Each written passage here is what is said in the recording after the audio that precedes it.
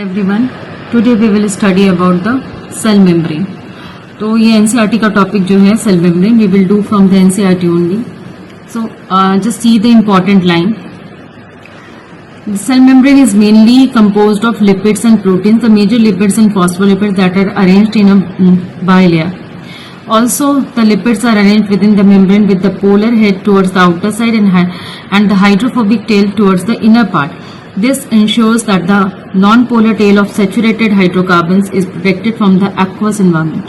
In addition to phospholipids, membrane also contain cholesterol. Later, biochemical investigation clearly revealed that the cell membranes also possess protein and carbohydrate. The ratio of protein and lipid varies considerably in different cell types. Like in human being, the membrane of the erythrocyte has approximately 52% protein and 40% lipids. Just underline it. Depending on the ease of extraction, membrane proteins can be classified as integral and peripheral. Peripheral proteins lie on the surface of membrane, while the integral proteins are partially or totally buried in the membrane.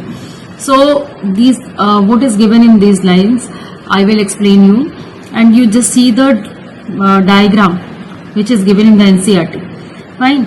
So यहाँ पे क्या है कि cell membrane की जो model था singer and Nicolson ने दिया था, that is the fluid mosaic model given by singer and Nicolson. ठीक है, ये इसके पहले भी दो मॉडल्स आए थे, that is the sandwich model and unit membrane model, जो डिस्कार्ड हो गई. वो डिस्कार्ड इसलिए हो गए क्योंकि because both the models were unable to explain the selectively permeable nature of cell membrane. वो जो मॉडल्स थे उन्होंने selectively permeable nature of cell membrane को एक्सप्लेन नहीं कर पाए.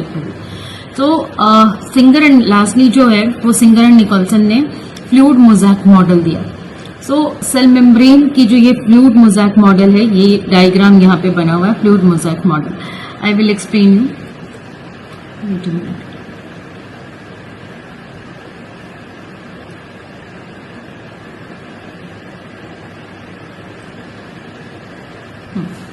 Cell membrane.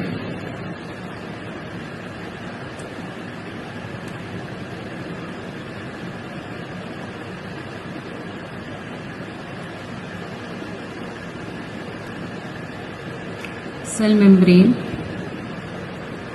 की जो स्ट्रक्चर है, that is the fluid mosaic model given by singer and Nicolson. Fluid mosaic model. ठीक है, तो अकॉर्डिंग टू दिस मॉडल क्या था जो सिंगर एंड निकलसन ने दिया, उसके अकॉर्डिंग क्या है कि this cell membrane is made up of biphospholipid layer. Biphospholipid layer क्या है? Like this. The cell membrane जो है उसमें दो लेयर्स होती हैं फॉस्फोलिपिड की. ये बना हुआ है फॉस्फोलिपिड से, लाइक दिस. ये जो टेल लाइक स्ट्रक्चर है, that is the long chain of hydrocarbon. ये जो फॉस्फोलिपिड है, actually this is one phospholipid. ठीक है, तो ये यहाँ पे जो ये हेड है इसका, that is made up of phosphate का बना हुआ है, and the tail is made up of that long chain of hydrocarbon chain है. ठीक है, that is hydrophobic in nature, जो वाटर रिपेलिंग है, वाटर से दूर जाता है, हाइड्रोकार्बन की लॉन्ग चेन है. ठीक है, और जो हेड है that is the phosphate part. Similarly एक तो ये लेयर हो गई यहाँ पे जिसमें हेड आउटर साइड में है and the tail is towards the inner side. ठीक है, जो हाइड्रोकार्बन वाला पार्ट है वो अंदर की तरफ है.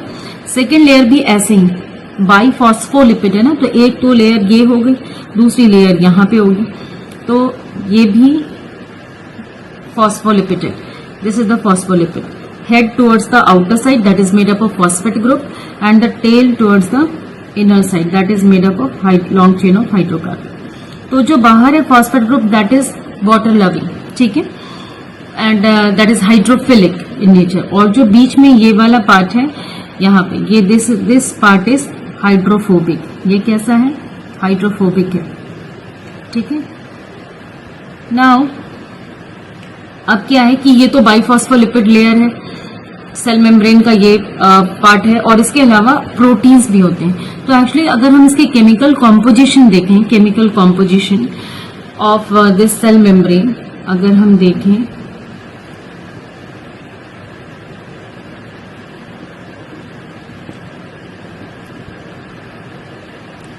केमिकल कॉम्पोजिशन,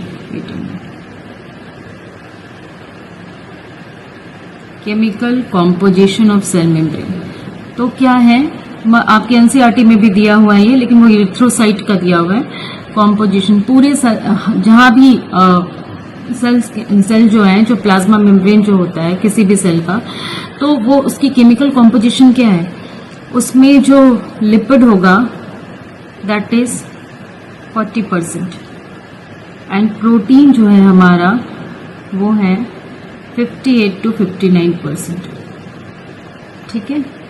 और इसके अलावा कार्बोहाइड्रेट भी होता है 1 to 5%। कार्बोहाइड्रेट इज 1 to 5%,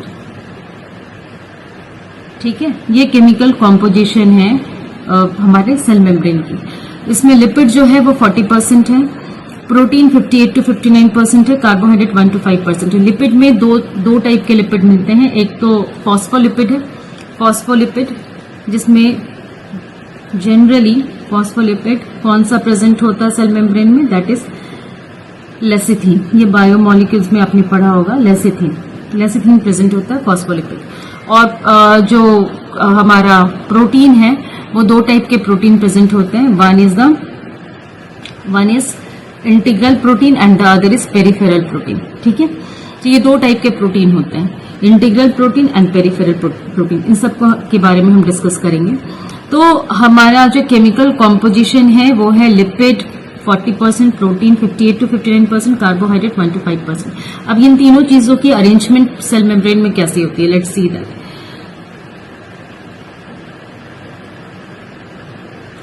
अब इन तीनों की अरेंजमेंट कैसी होती है सेल मेम्ब्रेन में, तो पहले हम एक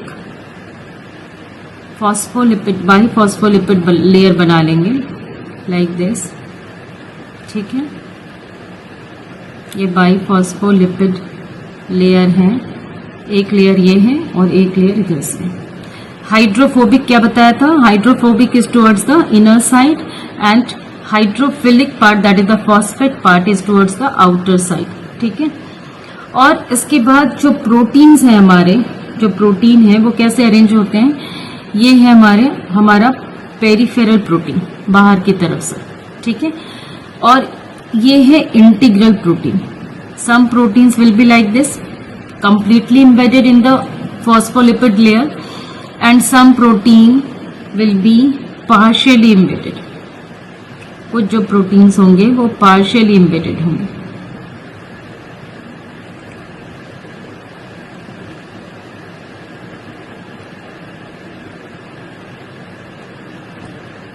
partially embedded, कुछ जो प्रोटीन है ऐसे partially embedded होंगे लाइक दिस, ठीक है। तो ये पेरिफेरल जो है हमारा प्रोटीन होता है, और जो कुछ प्रोटीन्स हैं that is this is the peripheral, ये पेरिफेरल है प्रोटीन बाहर की तरफ से, ठीक है। Protein on the outer side, ठीक है, वो इस तरफ भी हो सकता है, ऐसे भी हो सकता है। एंड जो इंटीग्रल प्रोटीन है this is the integral protein, ये क्या है, इंटीग्रल प्रोटीन, ठीक है। ये जैसे ये like this is completely embedded in the lipid layer and this is partially embedded in the lipid layer, ठीक है। तो ये इंटीग्रल प्रोटीन्स हैं। अब जो कार्बोहाइड्रेट है हमारा वो कहाँ प्रेजेंट होता है, कार्बोहाइड्रेट कैन बी जो हमारा 1 to 5% है, वो सेल मेम्ब्रेन के लिए वो क्यों इंपॉर्टेंट है, because it is providing recognition to the cell, ठीक है। वो ग्लाइकोलिपिड के फॉर्म में कहीं कहीं पे जो कार्बोहाइड्रेट है हमारा वो प्रेजेंट हो सकता है, that is this is representing the carbohydrate part, ठीक है। ये कार्बोहाइड्रेट सरफेस पे होगा, ठीक है, कार्बोहाइड्रेट सरफेस पे प्रेजेंट होगा। So this is the structure, this is the fluid mosaic model of cell membrane. And ये जो है जो फ्लूइड जो हमारी जो बाइफॉस्फोलिपिड लेयर है ये मूवमेंट शो करती है, कैसी, एक तो फ्लिप फ्लॉप मूवमेंट शो कर सकती है ये, और दूसरी transition movement. Transition movement, flip flop मतलब हमारा ये जो फॉस्फोलिपिड है वो इसकी जगह आ सकता है, नीचे वाले की जगह, और नीचे वाला ऊपर की तरफ जा सकता है। मीन्स ये जो दो लेयर्स हैं, the phospholipid can change their position between these two layers. दो लेयर्स के बीच में जब फॉस्फोलिपिड की पोजीशन चेंज हो रही है तो that is the flip flop. और ट्रांजिशन मतलब सेम ही लेयर में ये यहाँ पे आ सकता है, ये यहाँ जा सकता है, तो that is the transition movement. तो ये क्वासी फ्लूइड नेचर है इसकी, that is the quasi fluid nature, ठीक है, विच मेक प्रोवाइड, मतलब इसकी वजह से इसका जो नेचर है वो डायनामिक हो जाता है, ठीक है। और ये जो प्रोटीन है ये क्या करते हैं, प्रोटीन जो है हमारे वो क्या, ये कैरियर प्रोटीन है, ये किसी भी जैसे एज यू नो कि सेल मेम्ब्रेन जो है वो एक्सचेंज ऑफ मटेरियल्स में हेल्प करता है, सिलेक्टिवली परमिएबल है, it allows only selected things to enter into the cell और लीव द सेल। तो वो कुछ ऐसे सब्सटेंस होते हैं जो वाटर सॉल्युबल होते हैं, फैट सॉल्युबल नहीं होते। तो ये हमारी जो फैट सॉल्युबल, ये जो फैट वाली लेयर है, इसको वो कैसे क्रॉस करेंगे, with the help of this proteins. ये जो इंटीग्रल प्रोटीन है that will help the water soluble substances to cross this layer. ये फॉस्फोलिपिड की लेयर को क्रॉस करना है तो वाटर, अगर वो वाटर सॉल्युबल है, फैट सॉल्युबल नहीं है, तो that will be transported, that will get entry into the cell with the help of these proteins। ये प्रोटीन उसमें एज अ कैरियर प्रोटीन काम करते हैं और सब्सटेंसेस की एंट्री में हेल्प करते हैं या बाहर जाने में हेल्प करते हैं, ठीक है। तो flip flop movement, transition movement, ये समझ में आ गया। तो ये हमारा जो बेसिक, जो हमने उस लाइन में पढ़ी थी कि किस चीज से ये बना हुआ है सेल मेम्ब्रेन, वो हम समझ गए कि इसकी केमिकल कॉम्पोजिशन समझ ली हमने कि ये फॉस्फोलिपिड, इसमें जो लिपिड है वो कौन सा है, phospholipid, that is the lecithin. वो कितना है परसेंटेज, 40% है, और जो कार्बोहाइड्रेट है 1 to 5% है, 1 to 5%, एंड जो प्रोटीन है हमारा वो 58 to 59% प्रेजेंट होता है। तो ये इसकी बेसिक जो है स्ट्रक्चर है, fluid mosaic model given by singer and Nicolson. अब इसके बाद हम समझ लेंगे कि इसकी फंक्शन क्या है, इसका फंक्शन क्या है। Function, just note down this, okay. अब हम समझ लेंगे कि इसका फंक्शन क्या है, ठीक है।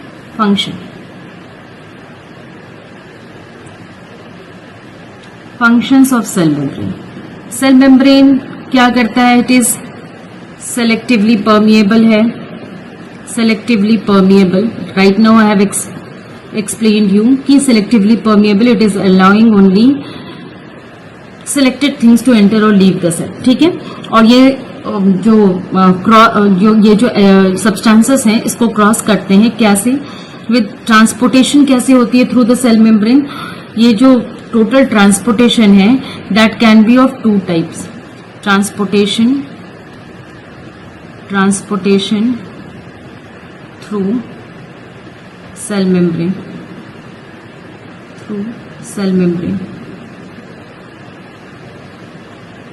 ये 2 टाइप से, बेसिकली 2 टाइप से होती है।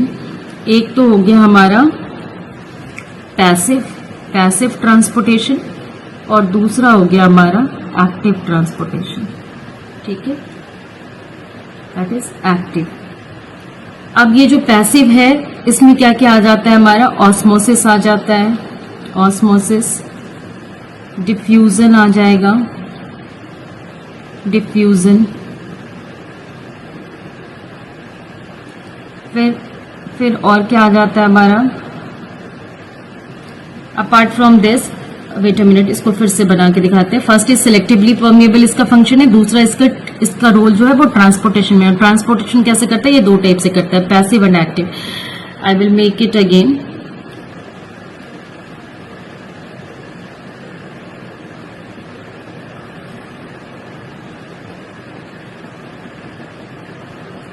ट्रांसपोर्टेशन 2 टाइप्स के हैं इसमें। One is the active and the other is passive. Active, passive. पहले बेसिकली एक्टिव का मतलब क्या होता है, कोई भी चीज सब्सटेंस अगर मूव कर रही है against the concentration gradient, means lower concentration से हायर की तरफ, तो इट विल नीड एनर्जी। तो ये जो एक्टिव ट्रांसपोर्टेशन है हमारा, ये एनर्जी डिपेंडेंट है, इसको एटीपी चाहिए, एनर्जी डिपेंडेंट है, ठीक है। Why it needs ATP? क्योंकि ये it is moving against the concentration gradient, ठीक है, कॉन्सेंट्रेशन ग्रेडियंट, ठीक है, कॉन्सेंट्रेशन ग्रेडियंट के अगेंस्ट मूवमेंट करती है।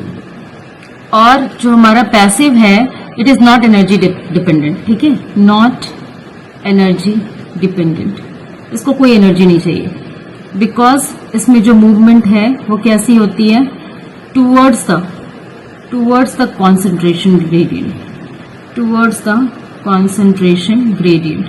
मत मीन्स क्या है इसका, concentration gradient, it means higher concentration to lower concentration, ठीक है, हायर से लोअर की तरफ जाती है। पैसिव मूवमेंट हमेशा हायर कॉन्सेंट्रेशन, किसी भी सब्सटेंस की मूवमेंट हायर टू लोअर हो रही है तो that is passive and that is not energy dependent. But अगर किसी भी चीज की movement against the concentration gradient हो रही है, मीन्स लोअर टू हायर जा रही है, तो वो एनर्जी डिपेंडेंट होगी, उसको एनर्जी चाहिए होगी in the form of ATP.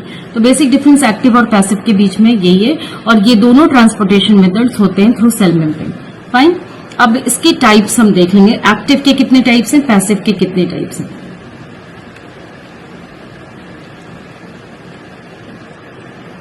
जो हमारा एक्टिव मूवमेंट है, एक्टिव, इसमें बेसिकली जो है हमारा एक्टिव, जो नॉर्मल एक्टिव ट्रांसपोर्टेशन होता है, that is with the help of ATP. Active transportation that can be anything, जैसे हमारे डाइजेस्टिव सिस्टम में जब न्यूट्रिएंट, जब हमारे डाइजेस्टिव सिस्टम में स्मॉल इंटेस्टाइन में डाइजेशन कंप्लीट हो जाती है, तो जब न्यूट्रिएंट एब्जॉर्ब होते हैं ब्लड में, तो that is through the active transportation, ठीक है। जैसे ग्लूकोज है वो एब्जॉर्ब हो रहा थ्रू एक्टिव ट्रांसपोर्टेशन, तो नॉर्मल जो है एक्टिव ट्रांसपोर्टेशन आ जाएगा इसमें, ठीक है। एंड अपार्ट फ्रॉम दिस, इसमें जितनी भी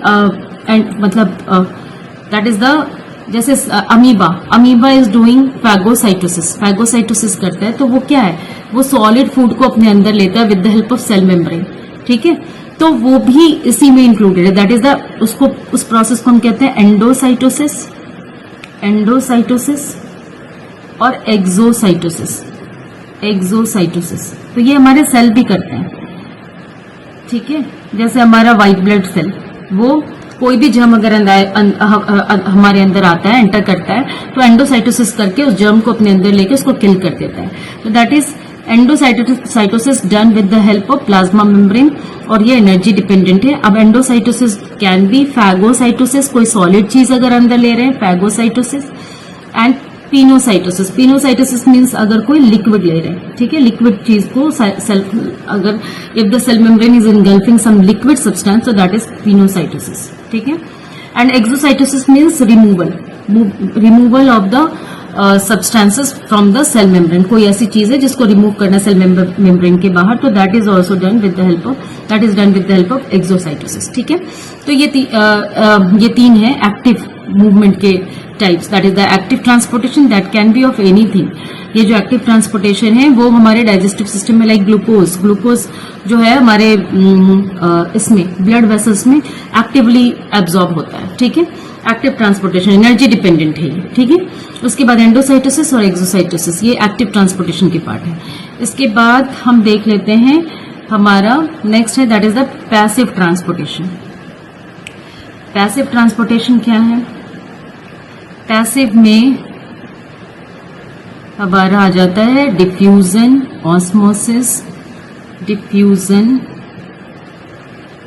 ऑस्मोसिस एंड फैसिलिटेटेड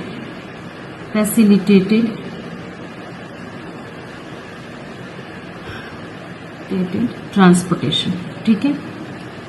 अब ये क्या है, diffusion, movement of any substance from its higher concentration to lower.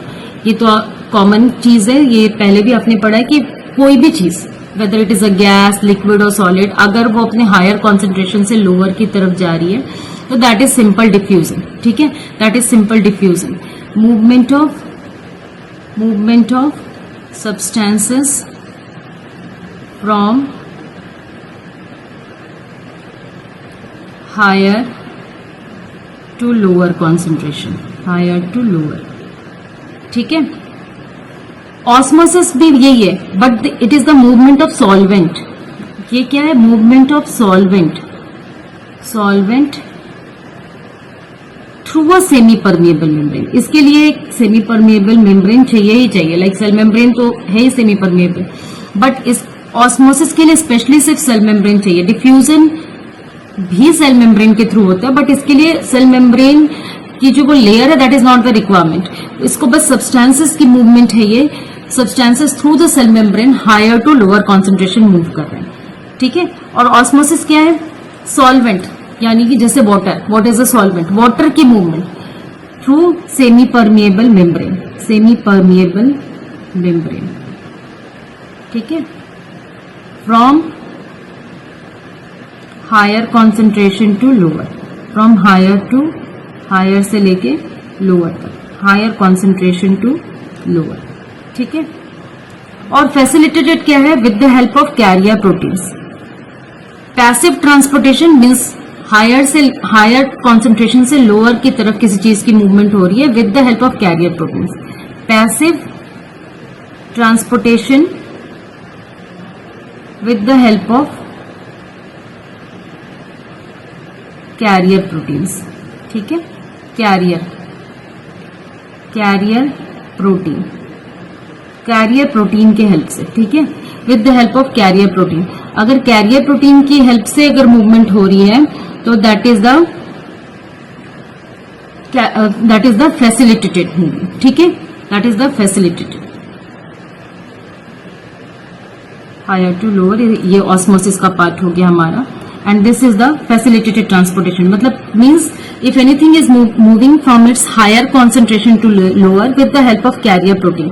लेकिन इसके लिए क्या चाहिए हमें?